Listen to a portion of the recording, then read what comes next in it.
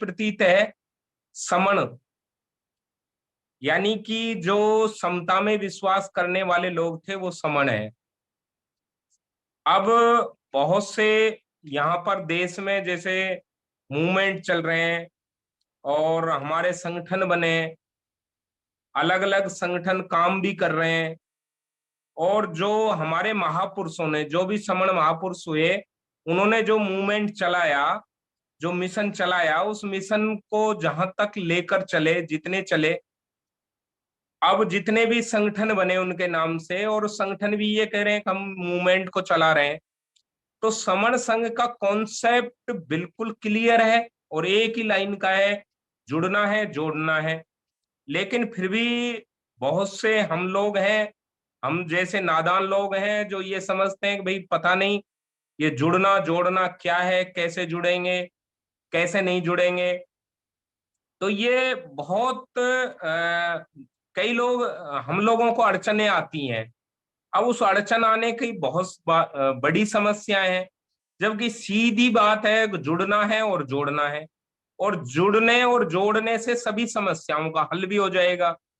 अब उसमें जो बाधाएं हैं, जो जुड़ने और जोड़ने में बाधाएं हैं, उन बाधाओं को कैसे खत्म किया जा सकता है, वो हमारे ही महापुरुषों ने, जो हमारे पहले बैठते थे, आपस में बात करते थे, समण संघ के रूप में संघ के रूप में जो बैठते थे, तो संघ में सभी समस्याओं का हल पहले भी होता था। तो हमारे जो सीनियर साथी हैं, उन्होंने खोजा इस चीज को, जाना कि भाई इन समस्या, जो वर्तमान में जो समस्याएं आ रही हैं, इनका समाधान क्या है। तो समाधान देखा कि भाई आज जो सबसे बड़ी समस्या है कि हर आदमी ये कह रहा है कि भाई मैं बहुत बड़ा मूवमेंट का आदमी हूँ, मिशन का आदमी हूँ, मैं मिशन चला रहा हूँ, मैं तथागत भगवान बुद्ध का मूवमेंट चला रहा हूँ, कोई कह रहा है मैं बाबा साहब का मूवमेंट चला रहा हूँ, कोई कह रहा है मैं कबीर साहब का मूवमेंट चला रहा हूँ। तो बहुत सारे लोग बहुत दिन रात लगे हुए हैं उस मिशन को पूरा करने में, उनकी पूरी एनर्जी लग रही है, पूरा परिवार भी लग रहा है, पूरी क्षमता से ज्यादा टाइम भी दे रहे हैं, पैसा भी लग रहा है। लेकिन परिणाम आया क्या? परिणाम देखते हैं तो आज हमारे सामने है कि जो हमारे सामने संवैधानिक अधिकार थे, वो संवैधानिक अधिकार सारे के सारे खत्म हो गए। आज हम देख रहे हैं, सारे के सारे जो अभी सीनियर साथी बता रहे थे कि हमारे जो सरकारी संस्थान थे, संवैधानिक अधिकार थे, वो एक तरह से एकदम से खत्म है। और अभी हम लोग रह रहे हैं, बहुत सारे मूवमेंट चल रहे हैं, हम संविधान को बचा रहे हैं, कोई कह रहा है हम राजनीति कर रहे हैं। भाई राजनीतिक सत्ता वो मास्टर की है जो सभी रास्तों, सभी ताल तालों की चाबी है। लेकिन वास्तव में चाबी है या नहीं है, ये आगे की बात है। लेकिन जो काम कर रहे हैं, तो रिजल्ट क्या आया, परिणाम क्या है हमारे सामने? परिणाम ये रहा कि हमारे अधिकार भी जा रहे हैं, राजनीतिक सत्ता में जो थोड़ा बहुत मिला वो भी एकदम से खत्म हो गया, जीरो हो गए। तो इसका कारण क्या रहा? इसके कारण रहा, जैसा हम देख रहे हैं रात दिन, जब भी कोई कार्यक्रम होता है किसी संगठन का, तो एक संगठन का साथी दूसरे संगठन के साथी के साथ बैठना पसंद नहीं करता। वो उसी की ये निकालता है कि इसका संगठन खराब है, हमारा संगठन श्रेष्ठ है। तो जो सबसे बड़ी प्रॉब्लम आ रही है वो पद, प्रतिष्ठा, मंच और माला की आ रही है, और संघ ने ये खत्म कर दिया। संघ में ये पहले भी नहीं चलता था। अब बहुत से और वो उसका समाधान भी ये है कि जब हमारे पास पद, प्रतिष्ठा, मंच माला नहीं रहेगी, तो हम एक साथ बैठ सकते हैं। चाहे 10 हजारों, जो हमारे 29 लाख संगठन बने हुए हैं, उन सबके पदाधिकारी जब एक साथ बैठेंगे, एक साथ उठेंगे, तो भाई ये समस्या ही नहीं आएगी, कौन छोटा है कौन बड़ा है, कौन का मिशन अच्छा है कौन का बुरा है, सब मिलके करो भाई। अब समस्या ये आ रही है हमारे जुड़ने और जोड़ने में कि हम लोग काम भी कर रहे हैं, टाइम भी दे रहे हैं, पैसा भी दे रहे हैं, लेकिन रिजल्ट हमारे विपरीत जा रहे हैं। तो इस समस्या का समाधान जब जितने भी हमारे सीनियर साथी हैं उन्होंने देखा, और हमारे महापुरुषों ने भी देखा, और पहले भी जो, जब हमारा संघ के रूप में हम इकट्ठे होते थे, तो जहां जहां भी संघ था, जैसे वैशाली का संघ था, इतिहास में जब बुद्धा एंड धम्मा हम पढ़ते हैं, तो उस पर कोई भी आक्रमणकारी जीत नहीं पाया। अब बहुत से लोगों ने बाबा साहब को पढ़ा, और बाबा साहब का एक बात पकड़ ली कि भाई हमको तो बौद्ध बनना चाहिए, बौद्ध धर्म का काम करेंगे।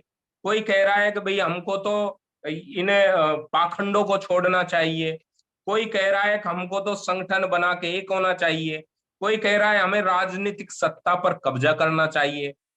भाई सभी बात सत्य है, लेकिन सभी कामों को करने के लिए हमें करना क्या होगा? अब सबसे जब ये बात करते हैं तो सब ये कहते हैं पहले इकट्ठा होना होगा। किसी से भी कह लो, कोई धार्मिक काम कर रहा है, राजनीतिक कर रहा है, सामाजिक कर रहा है, सभी का एक ही मकसद है कि पहले इकट्ठा करेंगे भाई, हम इकट्ठा करने का काम कर रहे हैं।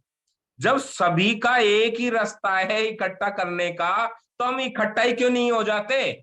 भाई एक साथ इकट्ठे हो जाएं, एक साथ बैठने लग जाएं, इन चीजों को छोड़ दें, तो सभी समस्याओं का हल हो जाएगा। अब जैसे कि संघ का जो काम है, संघ का काम है गैर राजनीतिक, गैर धार्मिक, और जिसको सामाजिक भी कह सकते हैं, गैर आर्थिक। यहाँ कोई आर्थिक क्रियाकलाप नहीं चल रहे, कोई राजनीतिक एजेंडा नहीं है, कोई राजनीतिक पार्टी नहीं है, गैर धार्मिक है। हम किसी धर्म विशेष की बात नहीं कर रहे, लेकिन हमें परिणाम क्या चाहिए? परिणाम हमारा राजनीतिक भी आएगा जब हम इकट्ठा हो जाएंगे। बशर्ते हम संघ के रूप में इकट्ठा हो गए, तो हमारा परिणाम कैसा आएगा? क्योंकि जब इकट्ठे हो गए तो हम जो चाहेंगे वो राजनीति होगी, जो चाहेंगे वो आर्थिक क्रियाकलाप चलेगा, और जो चाहेंगे वो धार्मिक, जिस भी धार्मिक क्रियाकलाप को हम अपनाएंगे, जो असमानता और समानता के आधार पर अलग अलग धार्मिक जो संगठन चल रहे हैं, तो हमें जो अच्छा लगेगा हम उसे अपनाएंगे। हमें समानता वाला चाहिए, असमानता वाला चाहिए। तो हम जब इकट्ठे हो जाएंगे, तो इन सभी की एक ही दवा है कि इकट्ठे हो जाओ। फिर इकट्ठे होने में भाई प्रॉब्लम क्या आ रही है? हम अब तक इकट्ठा क्यों नहीं हो पा रहे? क्या समस्या है? तो ये जो समस्या आ रही है, जो जैसे हाथी है, किसी अंधे कई बार कहानियां चलती हैं कि अंधे चार लोगों को हाथी पूरा दिखाया, किसी ने उसका सूंड देखा, किसी ने पैर देखा, किसी ने पूंछ देखी, तो अपनी अपनी व्याख्याएं करने लगे। भाई ये झाड़ू जैसा है, ये खंबे जैसा है, ये इस तरह का है, तो ये छाछ जैसा है जिसने कान को देखा। तो जो हमारे महापुरुषों का मूवमेंट है, महापुरुषों के मूवमेंट को भी जिन्होंने एक चीज को देखा, उन्होंने उसी चीज को पकड़ लिया। जिन्होंने राजनीति को देखा, उन्होंने ये देखा कि हमें राजनीति करनी चाहिए। जिन्होंने धार्मिक चीज को पकड़ा, उन्होंने धार्मिक चीज को देखा। जितने सामाजिक संगठनों को संगठित होने की बात की, उन्होंने संगठन बना लिए। तो जितने भी उत्तराधिकारी थे महापुरुषों के मूवमेंट को चलाने वाले, जितने भी मूवमेंट को चलाने वाले उत्तराधिकारी थे, उन्होंने एक एक महापुरुषों की बात को पकड़कर उस पर काम करना शुरू कर दिया। अब भाई इकट्ठा कैसे हूं? क्योंकि दूसरी बात को माने नहीं। अब दूसरी बात को सुनेंगे नहीं, मानेगा नहीं, तो वो अपनी बात पर अटल रहेगा, एक दूसरे की सुनेगा नहीं, बैठेगा नहीं, पास में बात नहीं करेंगे, तो आपस में उलझते रहो। अब जो सबसे बड़ी समस्या आ रही है जुड़ने और जोड़ने में, वो ये आ रही है कि हम लोग दुश्मन से लड़ने की बजाय आपस में ही उलझ गए। क्योंकि दुश्मन ने तो हमें 6,743 जातियों में बांटा, लेकिन हमारे जो उत्तराधिकारी थे, उन्होंने हमको कितने में बांट दिया? हमको 29 लाख संगठनों में बांट दिया।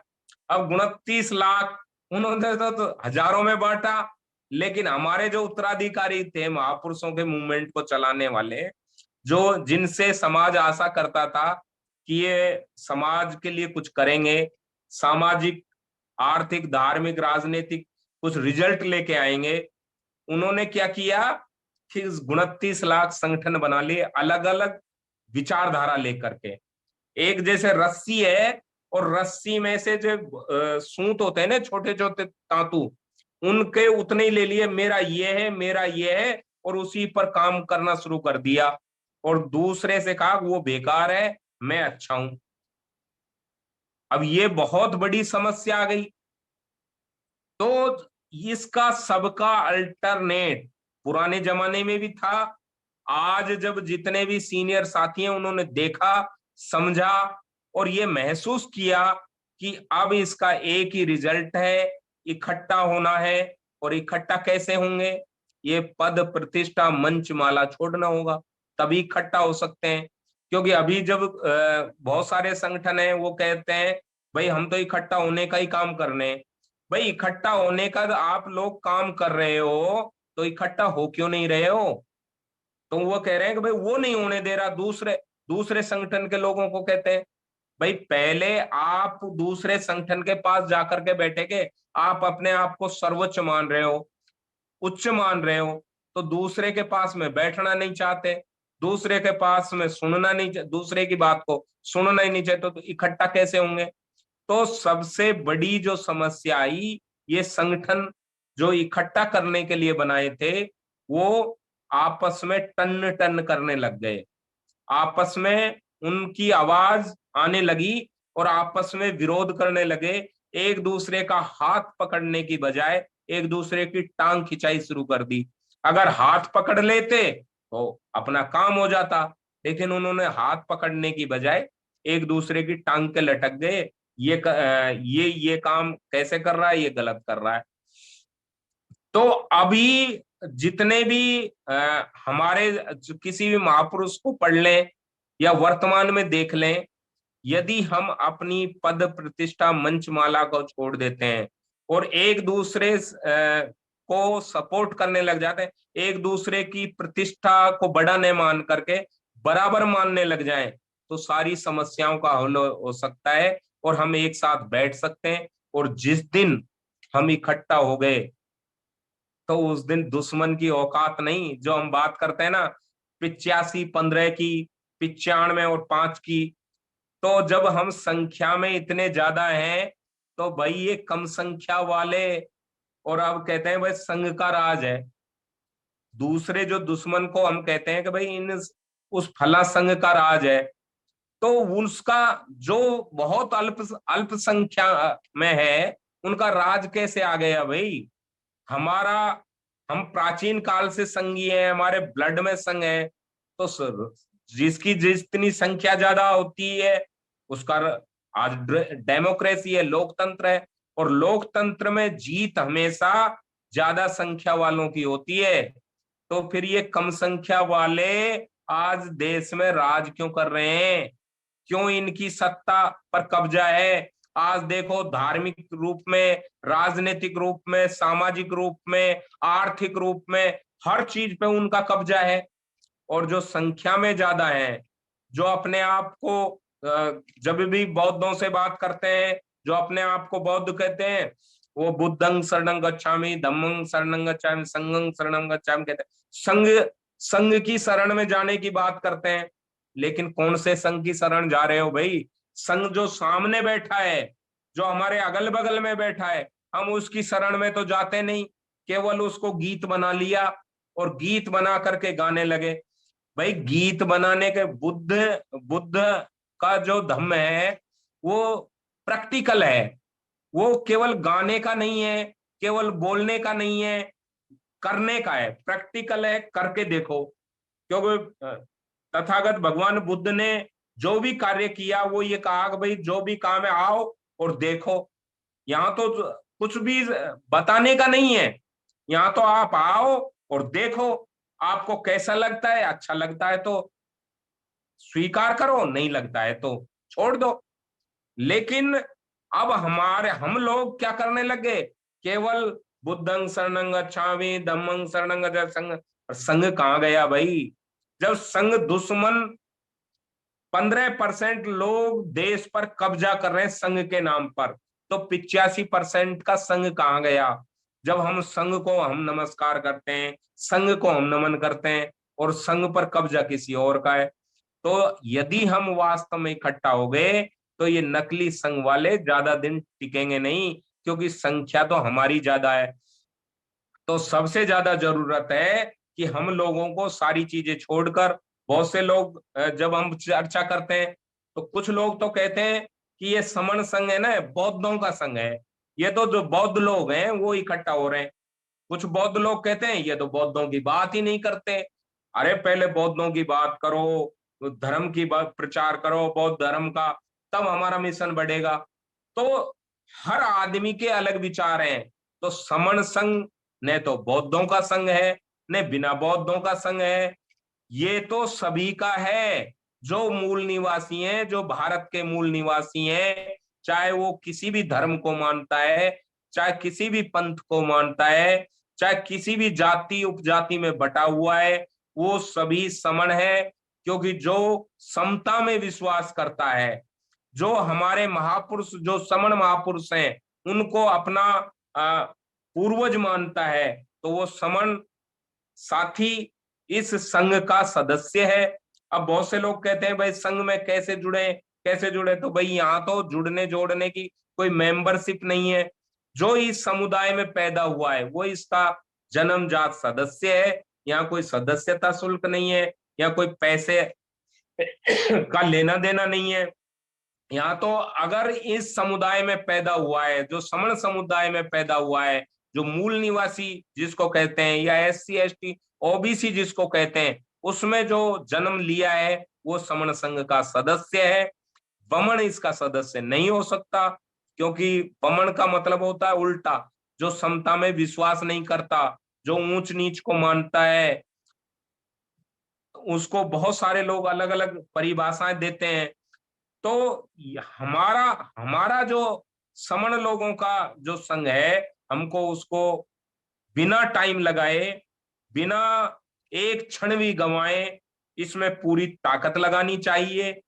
और जो हम कैसे जोड़ सकते हैं, कैसे हम इकट्ठा कर सकते हैं, उसके लिए अपनी बात कहनी चाहिए, जिससे हम जो प्राचीन काल में, क्योंकि बमनों ने यहाँ, क्योंकि उन्होंने कभी झूठ नहीं बोला। आप उन, जब कथा भागवत होती है उनकी, या सप्ताह सप्ताह चलती है, तो वो एक ही कहानी कहते हैं, एक वमन समण के घर भिक्षा पात्र लेके भिक्षा मांगता है, भिक्षाटन करता है। तो वो भीख मांग मांग कर हमारे समणों का राजपाट छीनकर आज सत्ता में बैठा है।